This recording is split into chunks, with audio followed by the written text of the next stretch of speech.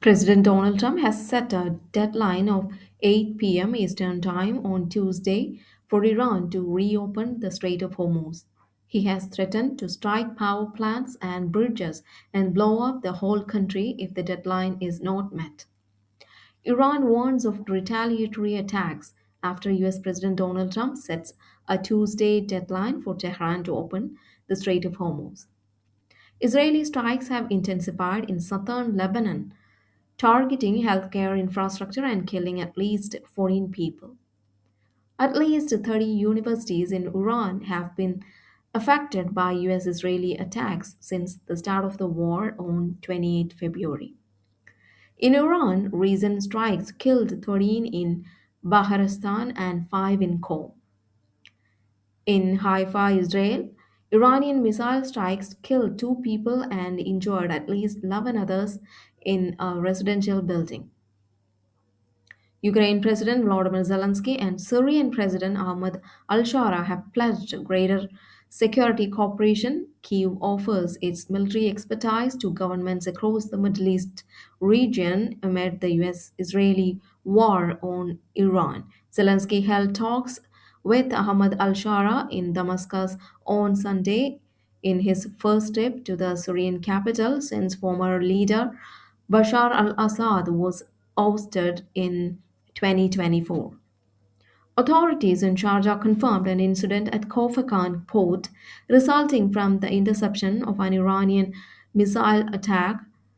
UAE air defense systems successfully intercepted a barrage of missiles and drones launched from Iran. Shrapnel from the interception fell into the port area. 4 people were injured by the falling debris.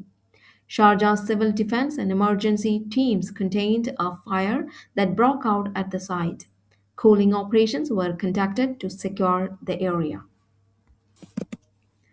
The blockade of the Strait of Hormuz has caused a global fuel crisis. Nepal has introduced 2-day weekends to conserve fuel, and diesel prices in Vietnam have doubled. King Charles III faced criticisms after Buckingham Palace confirmed he would not deliver a former Easter message, while having released personal video greetings for Ramadan and Eid al-Fitr earlier in the year.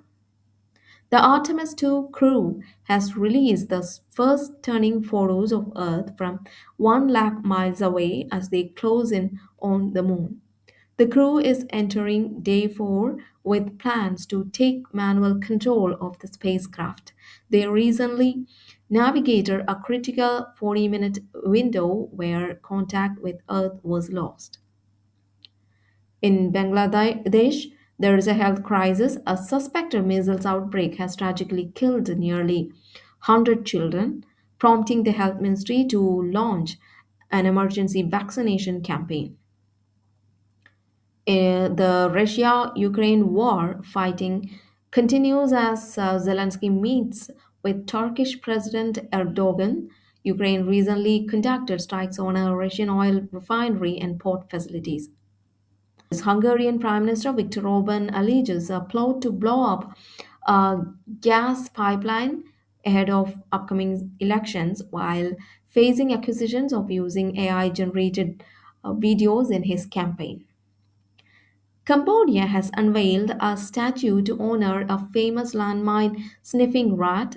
Magawa, who lived to 8 years old, sniffed out over 100 landmines and other explosives in Cambodia during his 5-year career that started in 2016.